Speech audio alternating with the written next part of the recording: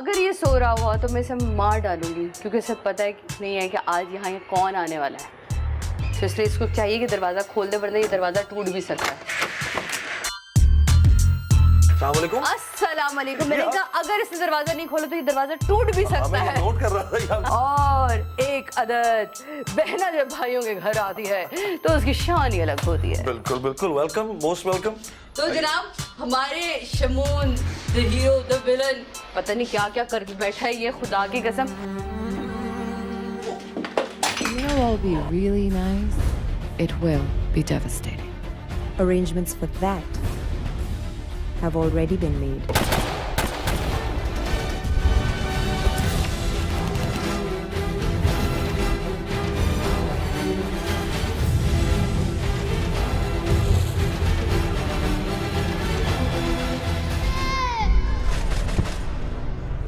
मुझे याद है मेरे ड्रामे का ये पहला डायरेक्टर था। हाँ, आपका पहला ड्रामा नहीं था, लेकिन नहीं, मेरी प्रोडक्शन, आपकी प्रोडक्शन का पहला ड्रामा। सही बात, मेरी प्रोडक्शन का पहला drama. Please please have a seat. कैसी हैं आप? बिल्कुल ठीक ठाक। क्या खबरें?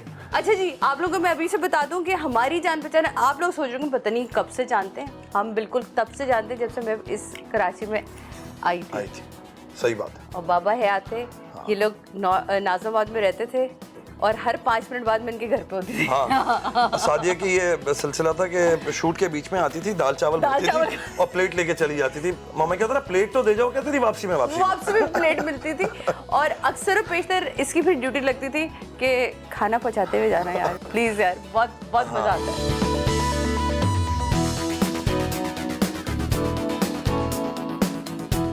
एनिमल लवर्स जो होते हैं, अच्छा, अब वो किस कदर सॉफ्ट होते होंगे। इनका नाम क्या है भाई? जोरो। जोरो। जोरो, हाँ, जैसे मास्क जोरो होता है ना। हाँ, जोरो जोरो जोरो। वो आपसे जरा परिचय करना चाह रहे हैं, सलाम दुआ करना चाह रहे हैं। सलाम दुआ करवा ले, मैं हाथ मिलाने को तैयार हूं। जरा पॉप, ये गुड बॉय। नहीं, मुंह से पॉ नहीं होता। मुंह से पॉ क्यों कर रहे भाई? हाथ पॉ पॉ। मुझे लबिया ये मुझे हाथ मिलाने के साथ चखना चाह रहे हैं कि आज मेकअप ठीक किया बाजिद ने कि नहीं ठीक किया। भाई बिल्कुल ठीक किया, बाल भी बिल्कुल सही बनाए। मेरी बात तो सुन लो, अभी शूटिंग हो रही है तो मैं बाहर जाना होगा आज। Good boy. हाँ, तो क्यों? आ जाओ, चल कम।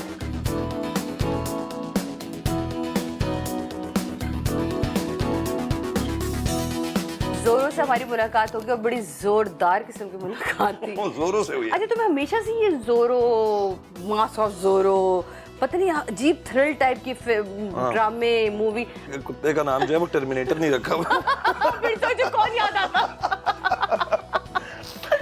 उफ, शमन, तुमने जब स्टार्ट किया अपनी लाइफ में तुम्हें बड़ी रिजेक्शन मिली, तुमने बहुत टफ टाइम अपनी लाइफ में देखा, फिर तुमने उस जवाल के बाद एक इतना बड़ा अरूज देखा और माशाल्लाह से वो अरूज अब चल रहा है और इंशाल्लाह चलता रहेगा।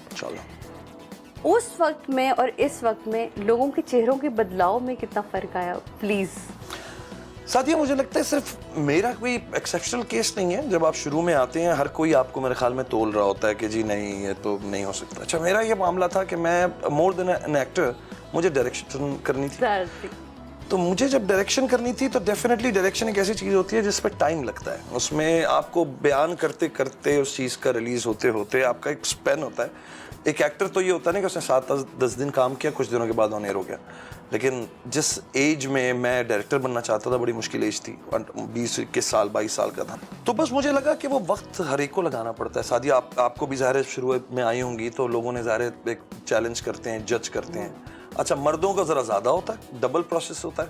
और मेरा चूंकि मैं थोड़ा सा ज़रा यहाँ से थोड़ा खिसका हुआ हूँ, तो मैं काफ़ी इनकी सारी तो मैं उस सिस्टम में जो है ना, वो मैं कभी जेलिन मैंने होने का फैसला किया ही नहीं था। ये नहीं कि मुझे रिजेक्ट किया, मैं खुद रिजेक्ट करके उस सिस्टम को, यानी पीटीवी में मुझे याद पड़ता है कि मुझे जब कहा गया था ना कि तुम जो जवाब तुमने अभी दिया है इसकी वजह से तुम कास्ट नहीं होंगे मेरी किसी सीरियल में, तो मैंने फिर 12 साल पीटीवी का शक्ल नहीं देखी थी। और मैं 12 साल के बाद गया था तो मैं इंटरव्यू देने गया था एक एज अ स्टार। तो मैं हूँ इस तरह का। तुमने ज़िंदगी में काफ़ी बार कोशिश करी अपनी लाइफ को एक नए सिरे से आगाज़ देने की, अपनी फैमिली का स्टार्ट देने की। कहाँ तुम्हें लगा कि कहीं तुम में कहीं कोई गलती है, तुम्हारा गुस्सा, तुम्हारी चीज़ें कोई इशू बन रही है कि हर बार कहीं ना कहीं नाकामी आ जाती है? वाई? देखिए, सबसे पहले तो मैं जो एक बड़ा हमेशा सब्जेक्ट को जब भी शुरू होता है मैं इसमें एक हमेशा डिस्कशन करता हूँ कि मैंने निकाह किया, ठीक है, पाकिस्तान में, इस्लाम में, इस रिलीजन में रहते हुए जो हमारे बड़ों की जो तरबियत है, जो हमारे नहीं, ऑफ कोर्स मैंने ठीक है। यही कहा ना हाँ, कि नहीं, हर मैं- बार तुमने अपनी लाइफ को एक नया वो दिया कि अब दोबारा से एक नहीं, वो नई लोग कहानी। हमेशा असल में उसको लोग ये बड़ा डिस्कस करते हैं कि जी वो शादियां। मैं हमेशा ये कहता हूँ कि जब आप निकाह करते हैं तो आप अल्लाह के सामने निकाह करते हैं, आप बहुत सारे लोगों को गवाह बना के निकाह करते हैं, वरना आप बदकारियां कर सकते हैं। उसमें फिर ये होता है कि आवाम को बड़ी अच्छी लगती होती है बात, वो बड़ी गर्लफ्रेंड जिसकी हो जी बड़ा डिमांड में। मैंने कभी वो चीज़ नहीं रखी, मैंने उन अफेयर्स का मामला नहीं रखा। शादी इसलिए की थी कि मामला सेट हो सकें। कहीं मेरे अंदर डेफिनेटली ये खराबी है कि जब मैं बहुत आउट ऑफ द वे जाके किसी के लिए कुछ करता हूँ ना, तो उसके लिए फिर मैं उम्मीद करता हूँ कि वो फिर इन रिटर्न मेरे लिए भी थोड़ा सा कुछ करे। हुआ ये कि मैं शो बिज़नेस में शादियाँ की मैंने दोनों, और शो बिज़नेस में शायद उस एज में लड़कियों की कुछ डिमांड्स ज़्यादा होती हैं, जल्दी होती है लोगों को, गाड़ियाँ, पैसे, फलाना डिमांड, तो आपकी कॉन्फ्रंटेशन बहुत होती है चीज़ों के बारे में, कामयाबियों के बारे में कि तुम ज़्यादा कामयाब, मैं ज़्यादा कामयाब। वो बढ़ते बढ़ते फिर शादियाँ बहुत सारे शेप्स ले लेती हैं झगड़े। फिर वही होता है कि ग्लास का गलत रखना भी जो है ना, वो एक बहुत बड़ा मसला बन जाता है। तो ये होता है मेरे ख्याल में। मुझे लगता है कि एक तो जो बड़े कहीं फील होता है कि कोई रिग्रेट है? नहीं, रिग्रेट इसलिए कोई नहीं है कि अल्हम्दुलिल्लाह अगर मेरी 2 दफ़ा मेरी इस तरह डिवोर्स हुई है या कोई बात हुई है, तो वो दोनों ख़वातीन बहुत अच्छे स्टेबल स्टेटस में हैं। कहीं उनको पैसे नहीं किसी से मांगने पड़ रहे, कहीं उनको ऐसा कोई काम नहीं, वो वही कर रही हैं जो वो करना चाहती थी, और मेरे बाद वो बेहतर तरीके से कर रही हैं। मतलब मैं था तो शायद मैं थोड़ा सा रुकावट था उनके लिए, बस मैं उनके ज़िंदगी में नहीं हूँ शायद। कहीं उनके हम इसको इस तरह लेके जब आप मैरिड लाइफ में होते तो कहीं ना कहीं आपको फैमिली की वैल्यूज का भी ख्याल रखना पड़ता है। आप बेशक शोबिज में हो लेकिन एज अ वुमन आपको अपने मर्द की रिस्पेक्ट, अपनी फैमिली की रिस्पेक्ट का ख्याल रखता है। तो क्या वो चीज़ें कहीं बॉदर करती थी? करती थी मुझे। मैं फैमिली मैन हूँ, आज भी मैं एक फैमिली मैन हूँ। कुछ भी कर लूँ कि सक्सेस जबकि तुम्हारी माशाल्लाह बहनों ने काम किया, बहन तुम्हारी मेरी बेटी अब काम कर रही है, बेटी काम मेरी कर बेटी रही है। काम कर रही है, तो मुझे ये कोई इशू नहीं है। हाँ, मेरी बहन अनुषे ने मेरी रिस्पेक्ट रखते हुए पिछले 8 साल से मुझे कभी कोई शिकायत का मौका नहीं दिया। उसने कभी मुझे लेट डाउन नहीं किया, कभी मेरे बारे में कोई उल्टी बात बैठ के नहीं की, जिसकी वजह से मैं उसकी बहुत रिस्पेक्ट करता हूँ। फिल्म कब आ रही है? मेरी 3 फिल्म आ रही हैं एज एन एक्टर, ठीक है। अभी और एज अ डायरेक्टर भी तो शुरू की थी। उसमें यह है कि उसमें कुछ मसाइल हमारे सामने आ रहे हैं कुछ एक्टर्स की वजह से। अच्छा। तो हाँ, तो मुझे ये लगा कि नए एक्टर्स को ज़्यादा प्रमोशन देनी चाहिए, ना कि पुरानों पे टाइम वेस्ट करें। हाँ, वो इतने बड़े स्टार्स लोग बन जाते हैं कि उसके बाद फिर वो हाथ ही नहीं रखते, तो फ़ायदा कोई नहीं है। शबनम जी आई हुई थी, उनके साथ जब हम शो कर रहे थे तो अफजाल चिट्टा साहब से मुलाकात हम करने गए। वो जिस तरह मिले, और मुझे याद है मैं एक सीरियल उनके साथ गए थे, मैंने कहा अफजाल साहब आप हर फिल्म में ही विलन बन जाते हैं। कहता हूँ पुत्र विलन देते मजा तो सारे वक्त हीरोइन ओदे कॉल होती है और बेचारा हीरो लड़ मर जाता है।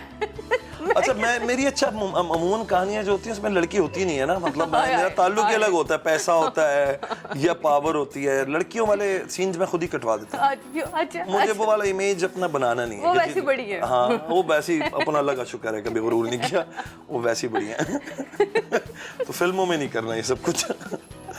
ये भी फजूल बातें आज आपको बर्दाश्त करनी पड़ेंगी क्योंकि दो पुराने दोस्त हैं। आज मैं यहाँ बैठी हूँ और शमून यहाँ बैठी, क्योंकि दोनों एक दूसरे का चट्टा बट्टा बहुत अच्छी तरह जानते हैं। सो प्लीज हमें बात संभल के आज बात करें। ये मैं आपको बता दूं कि टैलेंट बहुत है पाकिस्तान में, बहुत है, सिर्फ उसे चैनलाइज करने का। मैं शमून ये सोच रही थी यहाँ, क्योंकि हमें ब्रेक पे जाना है, लेकिन ब्रेक पे जाने से पहले यहाँ कि अभी हमारे पास है सैयद नूर साहब है, और सैयद नूर साहब के अगर हम मुड़ के देखें तो उनके पैनल पे बहुत हिट मूवीज़ हैं, ठीक है। अगर वो हमारे पास मौजूद हैं और शमून को फिल्म शुरू करना चाह रहा है और वो चाहता है कि इसमें वो मसाले भी पूरे 12 डाले जो फिल्म के अंदर होने चाहिए, अगर वो उनसे कोई मशवरा लेता है तो उसमें कोई बुराई तो नहीं है ना?